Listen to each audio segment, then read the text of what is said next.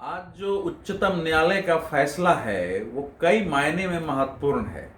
देश भर में ईडी के छापे को लेकर के ऐसा माहौल बनाया जा रहा है जैसे कुछ अजूबा हो रहा है। यानी ईडी प्रतिशोध की भावना से, खासकर गवर्नमेंट की जो इच्छा है उसकी राजनीतिक प्रतिशोध की भावना से काम कर रही है और इसीलिए अलग अलग प्रकार से इसको रोकने की चेष्टा हुई है, जिसमें एक चेष्टा थी कि इसकी धाराओं को जाकर के चुनौती देना, जिसमें धारा 19 किसी की गिरफ्तारी का हक देती है और धारा 5 संपत्ति कुर्क करने का हक देती है। आज सुप्रीम कोर्ट ने कह दिया है कि ये दोनों धाराओं पर ईडी को कार्रवाई करने का अधिकार है और जो सक्षम न्यायालय में जाता है तो वहां न्यायालय में जांच परख होती है। तो इसका अर्थ अब ये हो गया कि आने वाले समय में जो लोग भी आवाज उठा रहे थे या कोशिश उनकी थी या सोच रहे थे कि हम उच्चतम न्यायालय में जा करके ईडी के हाथ पर बांध सकते हैं और बाहर आके राजनीतिक रूप से बवंडर खड़ा कर सकते हैं कि ईडी अवैध तरीके से कार्रवाई कर रही थी, उनकी इच्छा पर तुषारापात हो गया है। अब ईडी ज्यादा आत्मविश्वास के साथ, ज्यादा स्वायत्तता और स्वतंत्रता पूर्वक जितने महत्वपूर्ण केस हैं उन पर कार्रवाई कर सकेगी और जिन लोगों को कम से कम ये लग रहा था कि हमारी इतनी शक्ति है और हमारा इतना प्रभाव है कि हमको शायद गिरफ्तार नहीं किया जाएगा, तो इस फैसले के बाद अब वो गिरफ्तार भी उन्हें कर सकती है। तो ईडी का अब जो कार्रवाई होगी मुझे लगता है वो ज्यादा सघन होगी, ज्यादा तीखी होगी, ज्यादा आक्रामक होगा और उसमें बहुत सारे लोग अंदर जा सकते हैं, बहुत सारे लोगों की संपत्तियां जब्त हो सकती है। अगर ये सुप्रीम कोर्ट नहीं गए होते और ये फैसला नहीं आता तो शायद ईडी उस सीमा तक कई बार जाने के पहले सोचती कि अभी करें, कल करें, परसों करें या करें न करें, काफी विचार करती। लेकिन सुप्रीम कोर्ट ने बिल्कुल उसके लिए दरवाजे खोल दिए हैं कार्रवाई का और इसके बाद वो सारे लोगों को जो इस केस के तहत अभी गिरफ्तारी का सामना कर रहे थे उनको उनका मन बनना चाहिए कि उनके विरुद्ध कार्रवाई होगी। ये बहुत महत्वपूर्ण फैसला है, ऐतिहासिक फैसला है, क्योंकि भारत में हम सब जानते हैं कि गलत तरीके से नकदी में इतने कारोबार होते हैं, अवैध लेन देन के कारोबार होते हैं, हवाला के कारोबार हैं, लेकिन उनकी जानकारी निकालना, उनको ढूंढना, उनको तलाश करना, उनको पता करना और खासकर उन सब के साक्ष्य जुटाना अत्यंत कठिन होता है।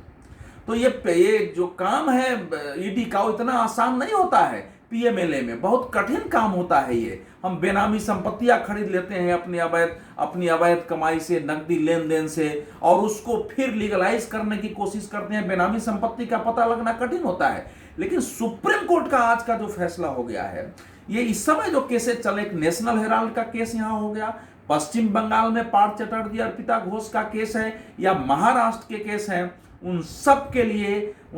के लिए कठिनाइयां बड़ी हैं। सोनिया गांधी परिवार के, उनके समर्थकों के, कांग्रेस के उन नेताओं को जो नेशनल हेराल्ड में स्पष्ट भ्रष्टाचार दिखते हुए, स्पष्ट मनी लॉन्ड्रिंग का मामला दिखते हुए भी बचाव की कोशिश कर रहे थे, उनके चेहरे पर चिंता की लकीरें बढ़ जाएंगी। जहां तक नेशनल हेराल्ड केस का सवाल है तो सब जानते हैं कि कांग्रेस या सोनिया परिवार के करीबी जब भी कोर्ट में गए हैं, उच्चतम न्यायालय में, उनको निराशा हाथ लगी है। पहले एक मुकदमे के विरुद्ध गए थे, कोर्ट ने कहा मुकदमा चलेगा, केवल इतना ही दिया कि व्यक्तिगत उपस्थित होने से, पर्सनल अपीयरेंस से आपको छूट मिल जाती है। जब वो इनकम टैक्स की कार्रवाई के विरुद्ध गए थे कि इनकम टैक्स की कार्रवाई नहीं हो, हमारे विरुद्ध छानबीन नहीं हो, जांच नहीं हो, कोर्ट ने कहा नहीं, छानबीन जांच होगी, लेकिन अभी कार्रवाई को हम रोक सकते हैं, छानबीन जांच जारी रहेगी। तो इसी प्रकार से जितने मामले में गए हैं, 5 बार ये लोग जा सकते हैं, 5 बार न्यायालय से इनको झटका मिल चुका है। तो अब नेशनल हेराल्ड मामले में जो मेरी समझ कहती है कि नेशनल हेराल्ड मामले में इस सुप्रीम कोर्ट के फैसले के बाद अब ज्यादा खुल करके, पहले थोड़ी सी बड़ी एजेंसियों को भी पॉलिटिकल पार्टियों में, खासकर शीर्ष नेतृत्व के खिलाफ उन पर कार्रवाई करने में, उनकी संपत्ति जब्त करने में या उनकी गिरफ्तारी में उसको जरा हिचक होती थी, बहुत सोच समझ के करता था कि ऐसा ना हो कि कोर्ट में टूट जाए। तो अब चूंकि सुप्रीम कोर्ट ने कह दिया है, इसलिए मुझे भय लगता है कि शायद आगे अगर पूछताछ से सही जानकारी उसको नहीं मिलती है, ईडी को अगर लगता है कि ये सोनिया गांधी, राहुल गांधी, मल्लिकार्जुन खड़गे, पवन बंसल, सुमन दुबे, ये सब अगर बहुत सारी बातों को छिपा रहे हैं या जांच में सहयोग नहीं कर रहे हैं, तो उनकी गिरफ्तारी की भी कोशिश कर सकती है। और जो उनकी संपत्तियां हैं, जिनको अभी सुप्रीम कोर्ट ने जिनको जिनको जिनको की उनके से खाली कराने से केवल रोक लगा रखी है, ये दिल्ली से लेकर के और बाहर तक उनको जब्त करने की कोशिश कर सकती है। इसलिए आज का फैसला नेशनल हेराल्ड केस के लिए तो एक दृष्टि से इस दृष्टि से प्रभावी फैसला है। आज का फैसला नेशनल हेराल्ड की दृष्टि से इसलिए प्रभावी फैसला है कि अब केस में ईडी नए तरीके से इस नए फैसले को आधार बनाकर और तीव्र गति से आत्मविश्वास के साथ